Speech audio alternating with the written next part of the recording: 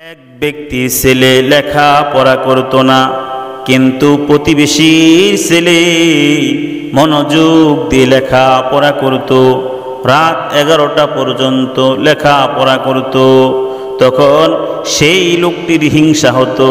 সে বলতো, লেখাপড়া করলে কি হবে, পরীক্ষায় পাশ করতে পারবে না। প্রতিবেশীর সন্তান লেখাপড়া করে পরীক্ষায় পাশ করেছে। তখন সেই লোকটি বলতে লাগলো, পাশ করলে কি হবে, চাকরি পাবে না। প্রতিবেশীর সন্তান পাশ করে চাকরি পেয়েছে।